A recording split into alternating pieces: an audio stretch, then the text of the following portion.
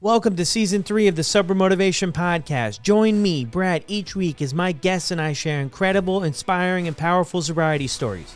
We are here to show sobriety is possible, one story at a time. Let's go! In this episode, we have Danielle, who had her first sip of alcohol at 14 years old and couldn't wait for the next opportunity to drink. Alcohol seemed to make life a bit easier and help her operate without her personal insecurities holding her back.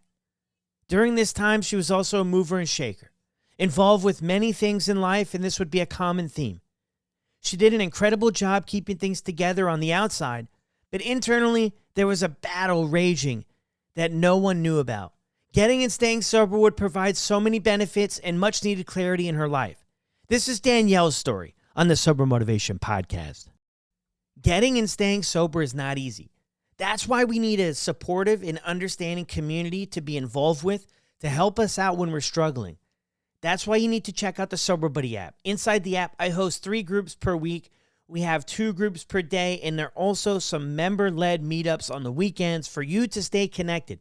Connection might just be our best tool to staying sober. I know it's something that has helped me tremendously over the years and to keep this thing going. So if you're not connected to some type of community or you're looking for a community, check out Sober Buddy. The members in Sober Buddy are incredible, kind, caring, understanding, and empathetic to your situation because they've all been there. Getting sober is a lifestyle change, and sometimes a little technology can help.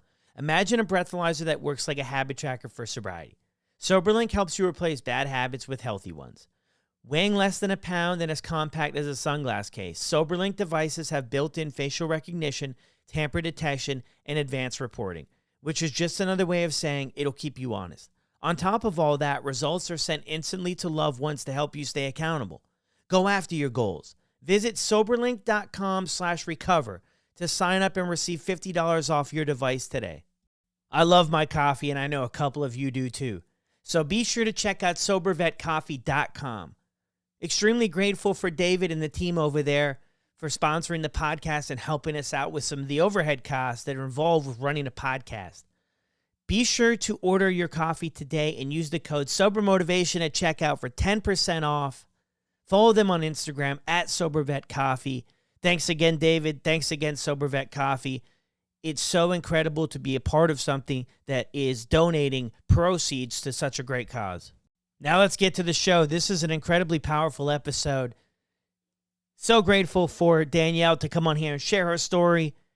Be sure if you haven't left a review on Apple or Spotify to jump on there and do that. We need some more reviews to let new people who are considering this show or the 50 other shows, let them know they're in the right place, and it would mean the world to me. Now let's go. Welcome back to another episode of the Sober Motivation Podcast. Today we've got Danielle with us. How are you? Doing well. How are you? I'm good. Really good. Happy to be here. Yeah, same. Thank you so much for taking time out of your schedule to do this with us. Yeah, I'm excited. Yeah. So you mentioned that you've listened to a few episodes. So you already know what the first question is going to be. What was it like for you growing up? Yeah, I would say I had a pretty normal upbringing. I grew up in the suburbs of New Jersey, just outside of New York City, about 45 minutes away. There was, some addiction present in my family, not in my immediate family, but it was definitely around. I had a grandma and a grandfather who were both unfortunately struggling with alcoholism, but had a very normal upbringing. I was a middle child, older sister, younger brother, and very athletic in school. Held down a few jobs, fairly normal.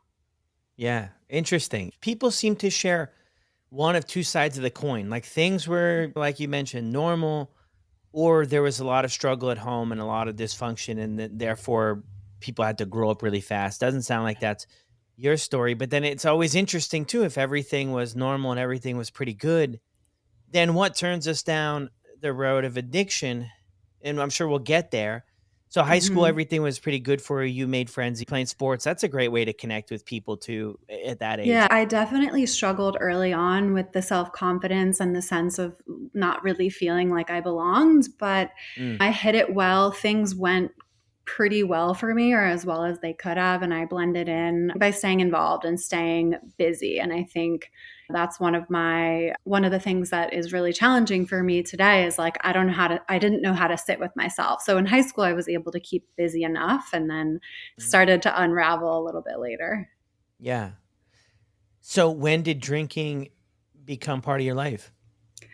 So I had my first sip of alcohol at 14 and I loved it. To me, it was like the solution. It was a great way to make friends, a great way to feel comfortable and to feel Mm. confident and to talk to boys and all of that stuff. So I was actually, I mean, I don't it's different for everyone, but for my group of friends, I was one of the first to start drinking, and I just Mm. felt like it was the solution to all of my problems. Yeah. Walk us through that the first time. How does this come into your life or the opportunity present itself? Yeah, so I had a friend who she had an older brother and he had some friends as well, and so they introduced it to us. And it seems cool when you're the younger one in a situation, and that's how it was presented to me, and I was like, this is great. I'm going to fit in, I'm going to look cool. And after that, my best friend and I really wanted to get our hands on alcohol every moment we could through the Mm. help of her older brother and his fake ID and all of that good stuff. But I would say my drinking wasn't normal pretty much right away. I would drink in situations where it wasn't really appropriate to drink, even at a very young age. And it just Mm. brought out this whole totally different character in me. Like I was such a Jekyll and Hyde, even from my early days. Yeah, that's kind of how I knew it was really affecting me. Yeah, interesting point there. Do you feel like you were able to connect the dots in your younger years that that was the cause of it or it was becoming that much of a problem? I think a little bit. I think the denial was really, really strong for me. But I will say, I was very aware of the fact that there was alcoholism present in my family. My grandma, unfortunately, died from alcoholism. And I remember at age 14, we had to write a term paper and we could pick any topic. And I can't Mm. exactly remember, but I wrote mine on alcohol addiction and abuse. And at that age, I was very curious and I think I had an inkling that there might be trouble down the road, but I really thought I could solve it. I thought I didn't look like an alcoholic. If I get good grades, if I just try hard enough, then, Mm. it'll be okay and I won't have a problem with alcohol. Yeah. I remember the DARE program. Did you do the DARE program? I Yeah. did. In Yeah. fifth grade, I was like the kid, like I was like the whatever it's called, the cat. It's just so funny how it affects Yeah. us, the dare kids. Yeah, I remember that too. And I think there was a paper involved or something that we had to write. And yeah, it just brought me back because the other paper you mentioned you had to write. And I think I actually did that. I didn't do much schoolwork in my life, but I might have actually done that because there was maybe like a pizza party or a reward. And like I didn't really get that stuff at home. So I was like really motivated to participate and like get this award for participating in this DARE program or a t-shirt or something. There was something in it that I was interested in. So I Love followed through that. with it. Yeah, it is. Oh, I heard this thing recently because you mentioned it was like already kind of in the family, right? You were aware of that. yeah. I heard this Yeah. video recently that like if we don't look after not only addiction but other areas of our life that our kids are going to have to deal with it. This they hit me so doggone hard this Yeah. video because it's not like in always in every situation, but I think that in a lot of situations that like putting an end to it can set up that example, that role model type thing for future generations and stuff like that. So it was kind of Yeah. that just kind of stood out to me that it was already around. So many people share that Right. story of it being prevalent in the family, right? Yeah, and I think it does catch up for you with you, I should say. Either it's really exemplified that we're careful with drinking, we don't drink underage, things like that, or it's presented as like alcohol is cool and it makes you exciting. And then, that's the idea you have. Yeah. So, Yeah. Yeah, it's powerful for sure, especially on in those early development years, right? In 14 too, like for me, I never started drinking when I was younger. I had other bad behaviors and stuff. I was a really bad kid. You know, Aw. maybe misguided. Maybe misguided is the better word. Yeah. I was just lost. I was lost, and I was looking for any bit of attention. And I wasn't necessarily a cool kid to where Yeah. it was going to be available for me to like smoke the pot and drink alcohol. It wasn't available, and my folks were never really big into it that I saw anyway. Oh, So that's it's cool. interesting though that at 14 that you get right in there and you get right to it. Yeah, and I would say too, like, I mean, my parents, they're great. I have a good relationship with my parents, but my mom is a bartender. That's her profession. And so there was always alcohol around, and Mm, that's life. But it was definitely something I saw as like something to model behavior after. yeah. So you're going from here 14, you already have a little bit of a spidey sense that this is a little bit of a problem now, but at 14 I had everything figured out. So it was great. I figured it all out. I was going to do all this incredible stuff without modeling the behavior required or anything. So you move on from that, and how do things progress for you? Yeah, so 14 is when it started, and I was in between everything that I was doing. I always was like, when can I have my next drink? I couldn't wait for the weekend to go party, to go Mm, just really like for me, it was about numbing out. Like, it was like a way to not have to deal with the stress of thinking about things I was insecure about or applying to college or all of that good stuff. So I was doing a lot of that, but still showing up for commitments, still kind of, I had a pretty rigorous schedule in high school. So I would still wake up and show up for swim meets at 6 in the morning. So I was like, oh, this isn't a problem. It's totally fine. mm, And then I would say around 17, 18 was when it started to unravel a bit more. And I started kind of drinking. I would leave school and go drink, and then I would go to swim practice or just doing it in places like this isn't really acceptable or doing it by myself. So it happened pretty early on for me, but I was able to kind of hold it together and just really hold on to the fact that I'm functioning. I'm still a productive member of society. So I'm sure this is fine. I'm sure it's a phase and it'll pass, was the rationale, I think, at the time. yeah. And there probably was some sense to that too, because you were doing all this other stuff, right? So it probably wasn't like this far fetched idea. You were showing up with you had to do, and you know it wasn't like everything didn't completely fall apart for you. Right. You know, Exactly. it's a Yeah. confusing spot to be in, right? Especially when you talk with people that are considered themselves like a gray area drinker, or sometimes people throw around like high functioning. You're able to go to the Right. job, you get the promotions, you're doing what you can, right? And you're doing all right with it, but it's confusing because then you have like this elephant in the room, but Right. things aren't, you know, completely falling apart yet. Right. And it's like, oh, I wasn't homeless. I wasn't any of those things. So I think that makes it really hard. And I think what a lot of people ask themselves now is like, is alcohol really serving me? And I wasn't asking that question. Mhm. So I just stuck around a lot longer. Yeah, fair enough. Me too. I'm with you. I'm with you on that. We didn't have those. We didn't have those conversations Yeah. back then. And the things have changed over the years, right? Even since I got into doing. I mean, the first time I ever got any intervention or help, I was 17. That was in 2005. The Hmm. conversation has completely changed, and the resources have completely changed since 2005 to where we are today. And Totally. that's a really good way to put it. Yeah. So where do we go from here? We're 16, 7, or 17 and 18, 16, 17, 18. Things have picked up a little bit. It's interesting to me. I have to be honest with you, thinking about when you're going to get your next drink. I don't know if I've heard that story. I don't know if I've heard that way of thinking this early on in the journey. Maybe people did have it and didn't share it, but Hmm. that's that's when it really takes a hold of you, right? Because then now you've got to plan your life around it and all that type stuff, right? Yeah, I mean, I think I was able to hold it together. Like, I remember my senior year because at that point I had already gotten into college, and like I was like, okay, I'm really quote unquote set there. And so I started Mm, kind of leaving early and going to drink and all of that good stuff. And I was, again, I just kind of rationalized it by like, this is a phase. It's a scary time in my life where I'm leaving home for the first time. mm. And then I was really just able to like white knuckle it and hold on to get to college. Yeah. Yeah. How did that look? When I got there or when I was College. white knuckling? Oh, college? College. Yeah.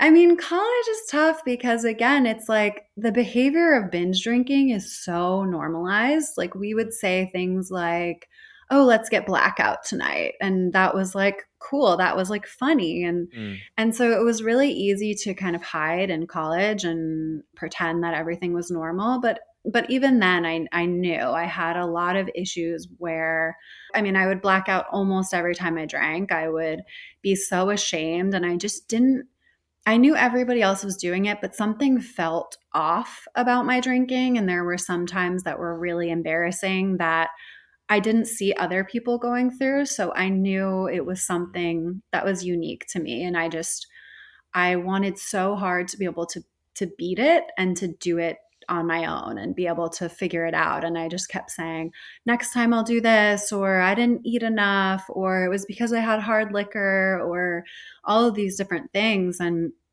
just every single time was pretty much the same. Yeah. That's interesting too, the blacking out because that, I've heard that a lot too, where yeah, you're doing the binge drinking and stuff and then blacking out. And then yeah, it's scary. I mean, I've shared on the podcast before, but just recalling the handful of times that for me it wasn't often, but the handful of times, my goodness, it scared me. And it should have scared me straight because Yeah. I had to have other people recall the events. And I was Yeah. like, there was no in my mind, I couldn't wrap it around that I was still functioning. I'm sitting in this Mexican restaurant, my favorite in the world, and I can't remember having a meal there. And this Oh was my like gosh. 3, 4 o'clock. I couldn't remember it, and I'm driving and all that stuff, and I'm like, man, that was terrifying. But I quickly forgot about it. A couple days, I felt better. But so, is that the first time when you were in college where you thought like, hey, this is a problem? I've got to check. I got to get this figured out a bit. I mean, I wouldn't say it was the first time, but it was sort of when I started to realize, like, okay, this isn't going away. This is Mm, really present. It's sticking around. I was always someone who had a boyfriend because that was just easier for me to get into a relationship and have someone else kind of help hold me accountable. And I felt like all the time I was having to tell him, I'm sorry, I'm going to do better. I promise, like at age, 19 and 21. And so mm. I kind of had realized like, okay, this is continuing. Like how do I get better and where do I go from here? But, Mm. unfortunately I didn't stop really drinking till I was 26. So it just continued. Yeah, things continued, yeah. So did you make it through college then? I did, but so this is what's so funny. I made it through college and I actually graduated a Mm, semester early. So I just was always I really always pushed myself really, really hard. And again, I was in college, I was pretty involved. I was holding down a couple of jobs. And so I was always able to rationalize, like, this is not a problem. It's me being a college kid. And once I get out into the real world, I'm going to mature and settle in and things are going to get better. So it was always just like prolonging the we're going to get better and mhm. just living this like pretty crazy like quality of life of just like the insanity. Yeah. No, I hear you on that. I mean, still, like, being able to work through there and finish college what you started to, I mean, that's really good, to do that, and, that Yeah. was never anything I could keep together. I could never keep anything together, so I give you huge kudos on that for Mm. getting that going. What were things like after and through this time in college? Did your folks or anybody ever mention to you? I know you said you had the boyfriend that you made the commitments to, like, doing better and being better, but did anybody mention to you about to have a look at this? I actually don't think so because I think there were always things that I could hide behind. Like I Yeah. kept myself really busy with jobs. And so I would, drink more in my own privacy. Like I really isolated when I drank the most. So I think I was able to hide it really well.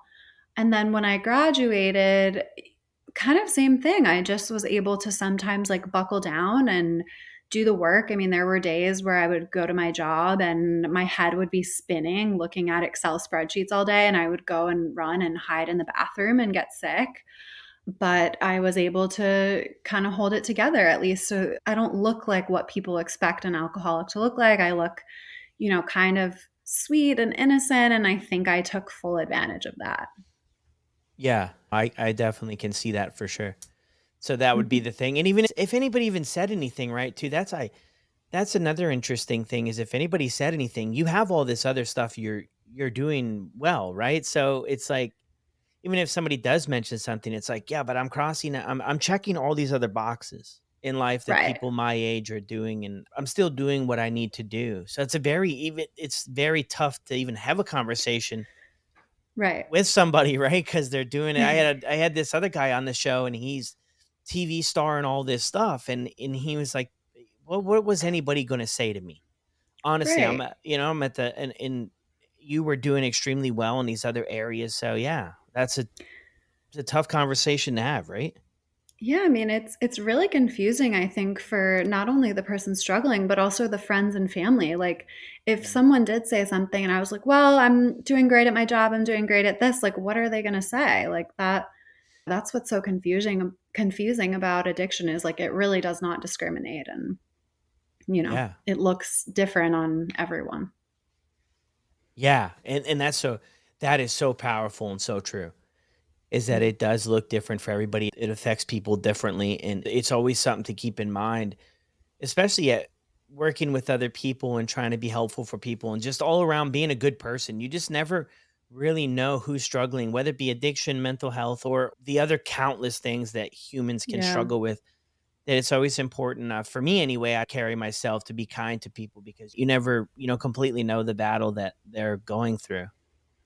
Yeah, I think that's what's so tough is like people don't wear it on their jacket, and so I Mhm. totally agree. I try to do that as well because Yeah. people we just don't know.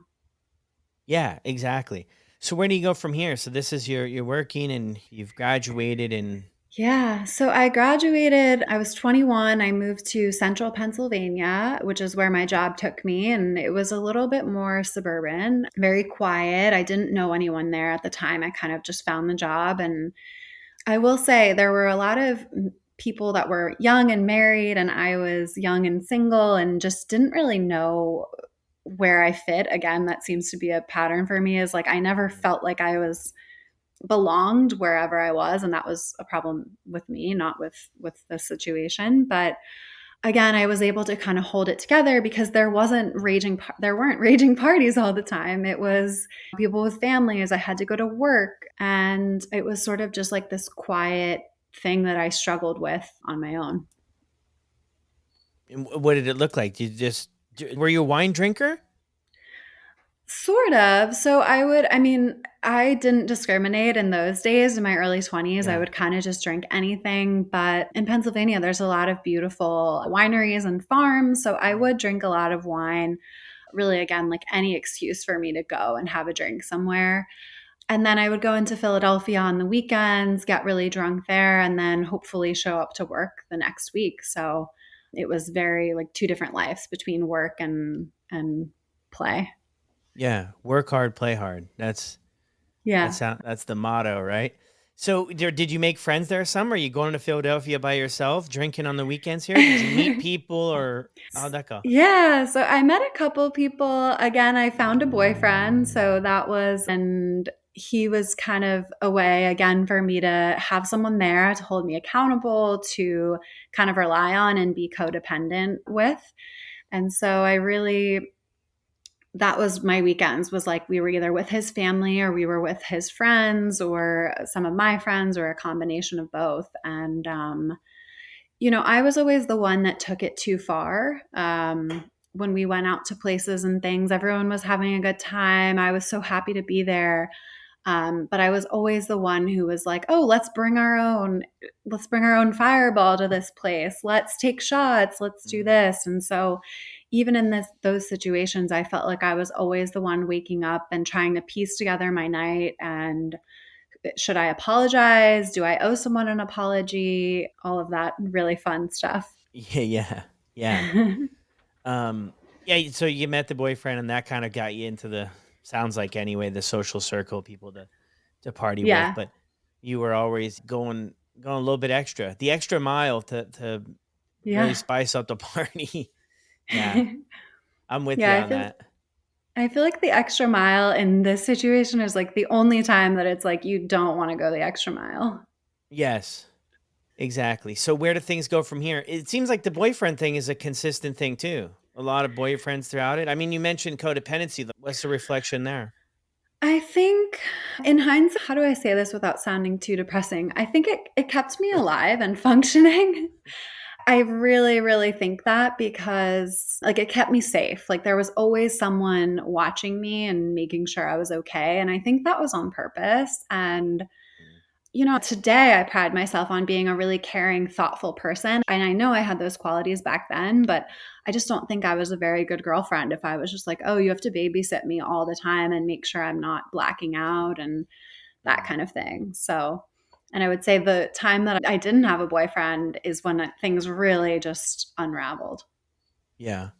That's in the future here that we're getting That's to? in the future. So we're at about like what, 24, 25 now, or 23? It's 23, 24. Yeah. Yeah, okay. Yeah. So where do we go from there? So at 24, 25, I was feeling again a little bit lost, which is typical for me at this time. And I was like, you know what? I never gave the New York City thing a shot. I think now is the time. I was really pretty unhappy because the drinking had really started to affect my mood and affect how I was feeling. And so I found a job and I moved to New York City. And I just thought, okay, this is going to fix everything. I'll be Mm. happier here. I'll drink less here. And so I moved to the city at about 24. And yeah, that did not last very long for me. The part of moving to the city or the part of cutting back your drinking, Well, or I mean, I both? lived in the city. Yeah, I would say both. I mean, I moved to the city and things just got really not good pretty Mhm, quickly. I wasn't really able to moderate or drink less. It was actually, we were able to drink in the office and start at 5 and stay out all night. mm. And then I did stay in the city even after I got sober, but me being in the city while drinking was just not a combination, Yeah. unfortunately. Well, yeah, there's a ton of access, right? And the party goes on. There's a ton of people. There's a ton of stuff going on, and especially if you're drinking in the office, yeah. I mean, at the time, that was probably like you're probably thinking home run, and in some situations, Yeah. right? But For sure. There were two things. I mean, the first was I just thought it was like so cool that we could drink in the office. Like 5 o'clock would come around and the office assistant would pour everyone wine. And I was like, this is my like new life. This is the best. mm, And then we also had a very small startup kind of vibe. And so I decided that in addition to my regular job, I would also plan all of our company events. And for me, that was like purposefully inserting myself into a place where I could kind of manipulate and manage all of the drinking activities and just make sure that there was alcohol at all times. And so it was the best thing for someone who loved to drink, but the worst thing for someone who was an alcoholic. yeah, no, yeah, it sounds like it. It definitely sounds like it. Drinking in the office, I couldn't imagine. I don't know if I ever would have gotten sober if that was the situation. To be honest with you. And then you keep it together, but that's another thing that we kind of battle with on a daily, right? Is it just the normalization of consuming alcohol, all these different events, right? It's out of Yeah. hand.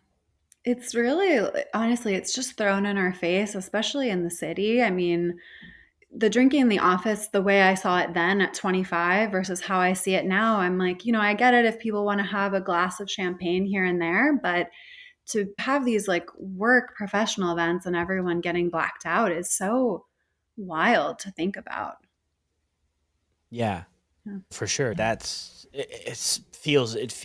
doesn't feel right to me personally that that's it. But I don't know. I mean, sometimes I guess we're put in these high stress situations, and then we just there's no other way to deal with it. I think that we just get if that's how we grow up, and that's what we're doing, and we're in these jobs and there's a lot of stress and there's a lot of pressure, like, I guess it makes sense to that's how we're gonna escape, right? And then once you get used to it, you probably know once you figured it out at a younger age that by drinking alcohol, the insecurities float away, the feeling of being Mhm. less than kind of flows out the back door, and all these other things that we're on the run from, that Yeah. gets quiet between our ears, then once that happens, it becomes so much more than just a happy hour. It becomes so Yeah. much more, and then it takes time to get to the point where we're like, yeah, we need to get sober. It's just, Yeah.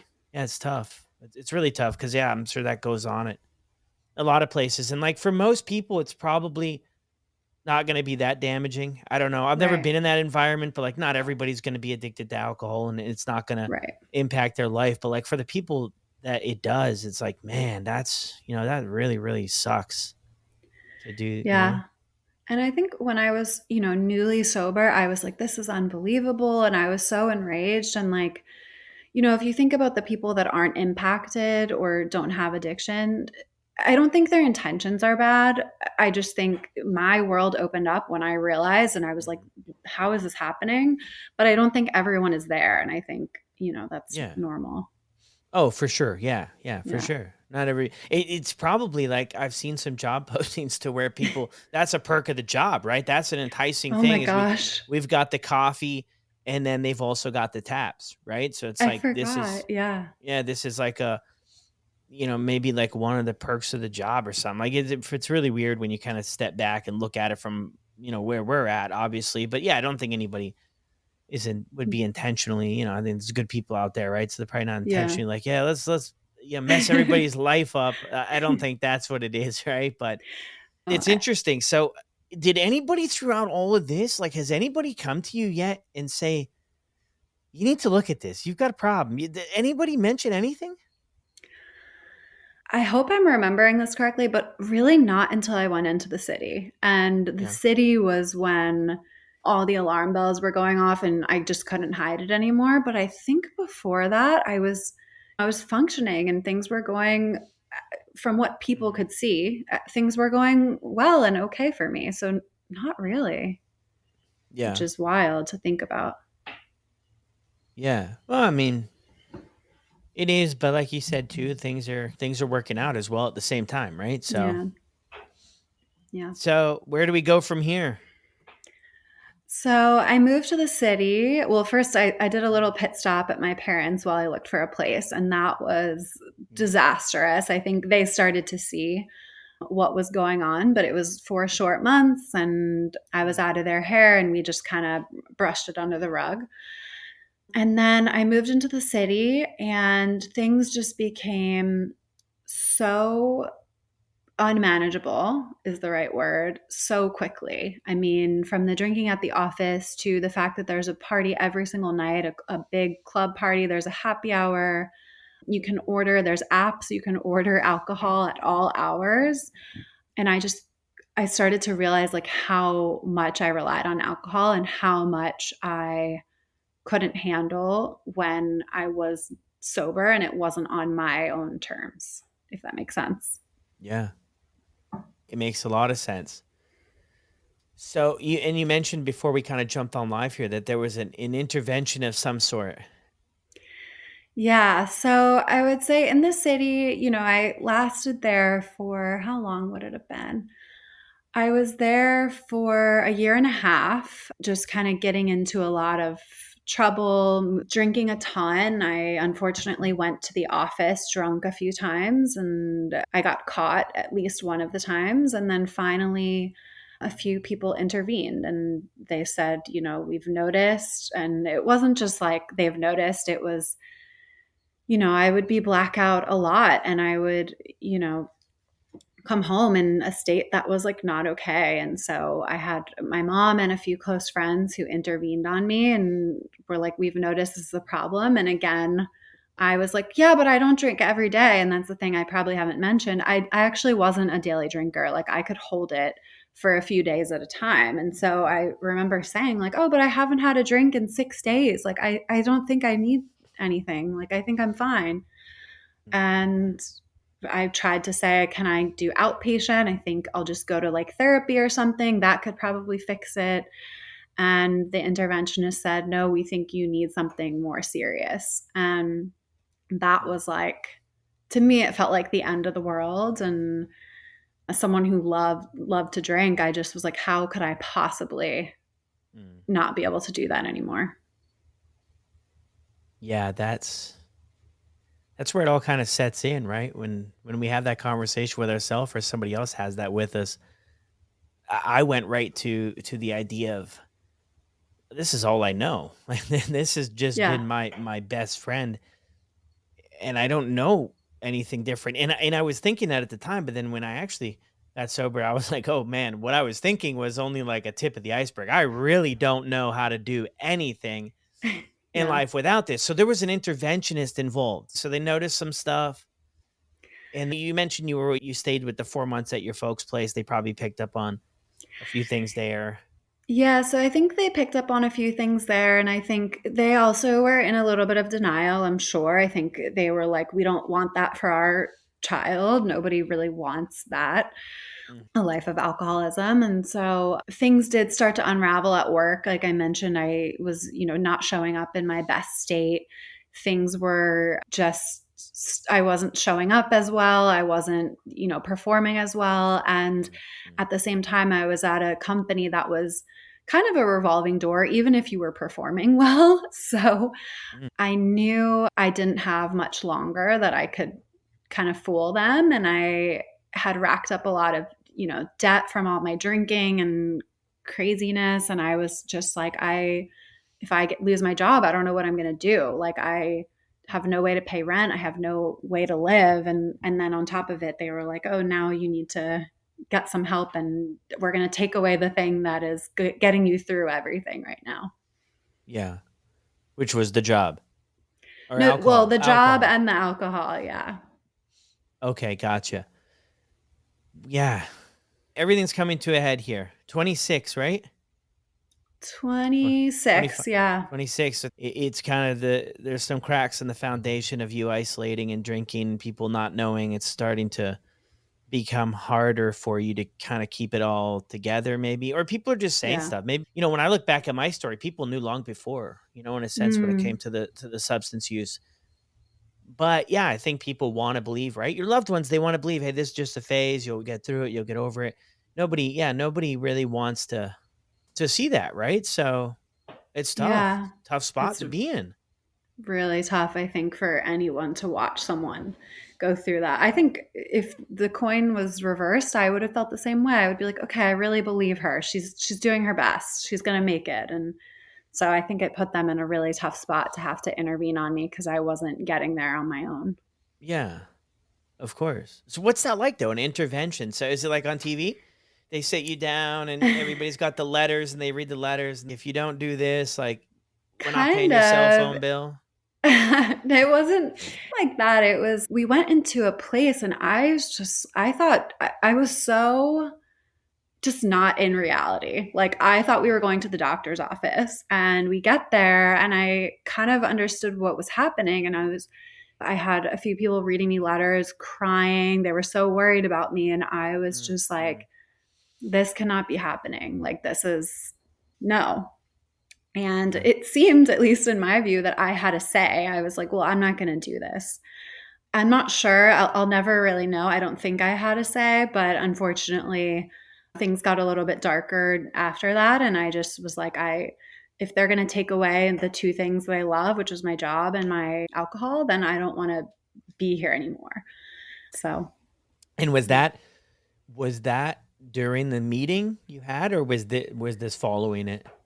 Following the meeting. So, what was interesting is I left that meeting and got to go home because it was right before Christmas. Mhm. And my mom was like, why don't you I don't know, think about it and take some Yeah. air, breathe, pack to come home, and then we'll take you to a place. And I was like, absolutely not. Like, what is this? A Christmas present? And so, left by myself and terrified, I obviously turned to alcohol again Mhm. and woke up the next day in the hospital. And Wow. that was the first time that had happened. But I think maybe in hindsight, it was something I unconsciously planned because from there, they were like, you need to go somewhere. And then that was the start of my sober journey. Yeah. Wow. Yeah, that's yeah, I mean, that's a heavy story, right? It's a really, really tough spot to be in, right? You're losing your job for one, and the only other thing that's really been there for you. That's what it was for me. It had been there Mhm. for me when no Yeah. one else was. It was there for me even when I wasn't able to be there for myself. And probably served a good purpose for like being alive because I had early on in my years too, I ended up at hospital psych wards and stuff too for just having Mhm. thoughts of not want to be here anymore. And it was a big struggle. And it was the voices, and then when I would drink or do other stuff too, that stuff would quiet down. So it was a very hard thing to come to grips with. And for you, I mean, so Yeah. you end up in the hospital, and then what are your thoughts then? I mean, the hospital it was tough because I was so out of it. Like it didn't feel like my life. Like I was like, whose life am I living in that I woke up in? It was, Mm. it was at Christmas, so they didn't even have a bed for me. I was on a cot in a hallway because I guess the hospitals get really crowded in the city at Christmas. Okay. And I felt like I was like in a daze living someone else's life. And I was very sick too. I think, you know, in a quite literal sense, I think I have an allergy to alcohol and that every time I drink, I get violently sick. So I Mm. was, it should have served as a wake up call, but I was just so numb that I was like, take me anywhere. I was just so shocked. Yeah. Wow. So where do you go from here? So from there, I was lucky enough that they had a spot for me at Mountainside in, what is it, New Canaan, Connecticut, I think. And I went there on December 26th, 2016. And that was the first time I really had heard of recovery Mm. and, different tools and different things. And it was just not what I had expected at all. And it was such a great experience, honestly. I know rehab isn't everyone's story, but I think I needed it or I wouldn't have, I might not still be here today. And I had such a great experience in what I learned. Yeah. Wow. That's good. What was the program? It was a 30-day program and they focused a lot on like mind, body, spirit and outdoor stuff. And so that was really good for me to have a lot of different tools and resources just right out of the gate. Yeah. Okay. And then where do we go from here? Because I know we talked before we jumped on you that Yeah. this wasn't sort of the end of the road for you, right? No, so what's interesting about my story is it wasn't the end of the road. I never stopped trying to stay sober. Like I never went out drinking and stayed out for months at a time. I always had a slip and came right back the very next day and was like I want to be better. But it took me a lot of day ones. I actually ended up going, unfortunately, back for another trip to rehab at Karen that same fall in October of 2017. And then slowly I kind of got, 3 months and then I would slip, and then 6 months, and then 9 months. And finally, I had my last drink on August 11th, 2021. So it was about 5 years of kind of up and downs and struggle. Wow. Yeah, that 5 years. What was that like though? Were you trying to like moderate? I know that's like a buzzword that we have right now. Or do you ever do that, or or not really? No, I never, for me, it was like very cut and dry. Like I knew I needed to be sober. I never tried to moderate once I had like understood what sobriety was. It was Mm. more just like self-sabotage. I don't talk about this too much on like Instagram, but I truly didn't believe I deserved to be happy. And so I just wouldn't allow that for myself. And it just took a lot of work and a lot of time and a lot of talking and Yeah. to get to where I am now. I mean, even me talking right now, I used to go to support groups and just listen and not talk and smile and just be embarrassed. And I'm a totally different person in that regard. Yeah. Yeah, I'm with you on that too. And I don't know if you can relate to this, but I was a fly under the radar type guy. I was pretty charismatic.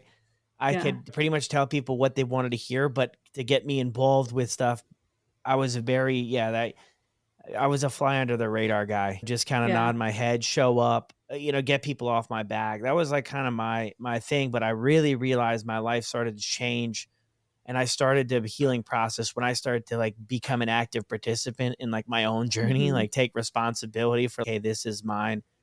This is my story and my journey and I've got to be become a part of it, but I Yeah. hear you on that. That's what I preferred to do. My first meetings I went to, my first group meetings I went to, like I was so afraid that somebody would notice me. Yeah.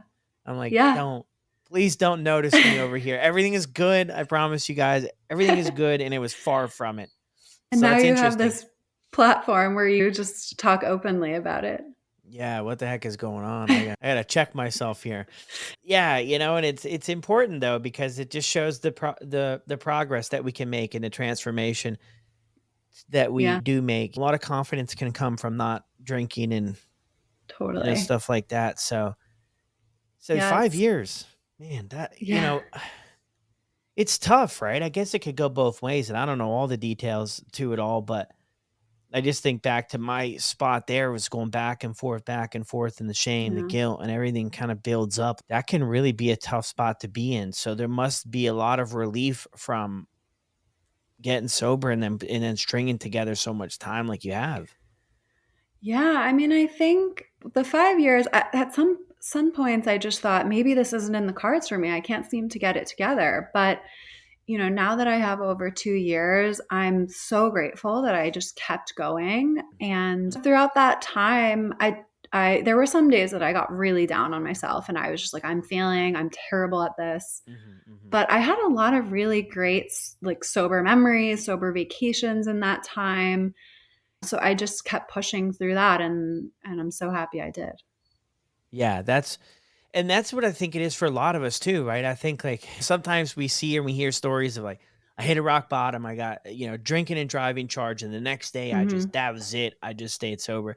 And then you Yeah. hear other stories where a seed was planted at some point and the seed Mhm. gets watered here and there and here and there and here and there over and over again and then eventually you have the Yeah. sobriety part that comes out of it, but that's what it was for me. My first time I went to rehab was 2005. I didn't get sober till 2010. So Mhm. 5 years, 5 years 5 is, I years. guess that's it.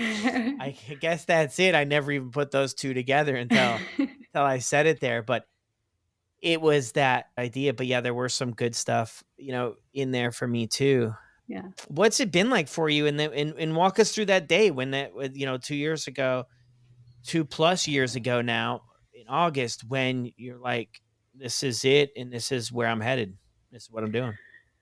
Yeah, so the day in August, unfortunately, I was on a work trip, and it wasn't like I went out to a party. I was dealing with a lot of stress, or what I perceived as stress, and I ended up drinking, and I didn't show up the next day, and I Mhm, was so embarrassed because just internally, like nobody really knew, but I knew, and I had let my team down and I had let myself down, and I was just like so tired of it. And I would say for me, yes, like the not drinking part is so important, but really what changed is the fact that I started opening up. I started having a more consistent group. I started figuring out how to make sure that I didn't overload myself because I have kind of these same triggers all these years. And mhm. finally, figuring out what worked for me was like the support, the talking when I'm stressed instead of picking up a drink by myself. And I wouldn't say it was one moment of just like, oh, I'm done. I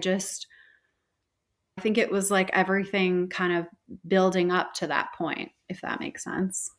Yeah. And then that Yeah. day, I mean, did you say like, "I'm just not drinking today," and then it just carried into tomorrow, or you're like, what was your approach? I was in the city, so I came home and I had already been not drinking for the last 5 years. So it wasn't like something really significant changed, but I found a new group. I found a few groups and I really immersed myself in sober community and sober Mhm, Instagram specifically. Found people to talk to, found ways to be of service, and just like do what I needed to do to make sure sobriety was important and kind of recognize like I think I always put other things first, like work is so important. If I don't get this done, or, if I don't stress myself out, I finally figured out like the sobriety is the most important. And if I don't get that deadline done, I'll figure it out. I'll talk to my boss, but I don't want to not be here anymore. And that's the risk I take when I drink, unfortunately. And getting plugged into a community and everything can be so helpful, right? On the journey of Yeah. sobriety. I Yeah. mean, I run a small community now, and I always like to come back to the beginning of remembering how scary it was to join one, because I get so many messages that are like, I don't think I'm ready. I don't think I'm ready to talk to people. And so, it's scary, but it's so important. Yeah. Yeah, I mean, and the alternative is scary too, right? Like you mentioned, True. the Yeah. consequences for the other side, so it's kind of like choose your scary. Choose which Yeah. one's going to be scary. And the good thing is one of them is not going to be scary forever. To Right. reaching your hand out, asking for help from people and putting yourself out there, eventually you'll get more comfortable with meeting people and with talking with people and sharing stuff that's going on and bothering us. I did Hmm. anyway. The more and more I did it, it's just like Yeah. anything we have to practice in life and we're not used to it. We're used to Yeah. just reaching for something else that's going to, take it away or help us forget about what's bothering us. So that's so cool. Yeah, I almost feel like people don't believe me, but when I first started going to groups, my heart would start racing, my face would turn bright red, like just if I were going to share something about my day. And so the more you do it, like you said, it might be scary for a little while, but then it gets easier and you get comfortable with it. And how are you now when you go to groups? Not red anymore? Don't turn red? I mean, I still do get a little nervous. Like, it's not my most favorite thing to do is talk in a new group, but I'm definitely more, like you said, more confident, like just as a person in general. And it's just familiar. So I know I've done this before. I can do it again. That's incredible. Look, if somebody was listening to this show and they were struggling to get or stay sober, what would you say to them? I would definitely say it may sound cliche, but the cliches for me are what worked. Just keep going, even if it doesn't feel like it's working, or even if you feel like you don't have it's just one day. A lot of people say just have one day. Like, just keep stringing those days together and just don't give up on yourself. And I mean, for my story too, I didn't get it for a long time, but like then all of a Mhm. sudden I got it, and then Yeah, it made sense, right? But it wouldn't have if I wouldn't have stuck around right. and just been Exactly. uncomfortable. And I went into the meetings and I just turned red and, everything else. We just got to keep with it. I love that. Well, that's incredible. Is there anything that you want to share as we wrap things up? No, I think we covered it. I just Yeah. think sober life is a life beyond my wildest dreams. I know that's the big kind of cliche, but it's so true. My life is so much better now that I've taken alcohol out, much better than I ever thought it would be. And it's just so worth it. Yeah, everything at first is overwhelming and scary, but you hear that story consistently, right? That things do get better. It does take time, but things do get Yeah. better and improve. I mean, and it's so wild if we just remove one thing, like literally Yeah. one thing. There is a lot of other stuff we have to work on, but if we just remove that one thing, we have so many benefits. And I think sometimes when we first start out, we get worried we're passing up on something, we're losing something, and I'm like, man, I thought like that, and I'm just like looking back, I'm like, dude, you aren't missing out on anything. You're not losing anything. There's so much Right. to gain, to be gained with this decision. You're gaining so much. So if somebody wanted to reach out to you, where's the best place they can find you? Definitely on Instagram. You can find me at That Sober Glow on Instagram. Okay, cool. Yeah. So if you guys enjoyed the episode as much as I did, be sure to reach out to Danielle on Instagram, that sober glow. And thank you so much for joining us and sharing your story on the show today. Thank you so much for having me. Of course. Well, you guys heard it there first. Remember when Danielle said that she was really nervous talking in front of groups, and now she just shared her story with the entire world. And maybe that was a little bit nervous for her. I don't know. I didn't have a chance to ask, and I definitely couldn't tell. But maybe it was. It's never an easy thing to do. So if you enjoyed this episode, like I said, as much as I did, be sure to send her an Instagram message at that sober glow and let her know you appreciated it. Let her know thank you. Want to show her some serious love from everybody that's part of the Sober Motivation community. You all are incredible. Thank you for checking out another show, and I'll see you on the next one.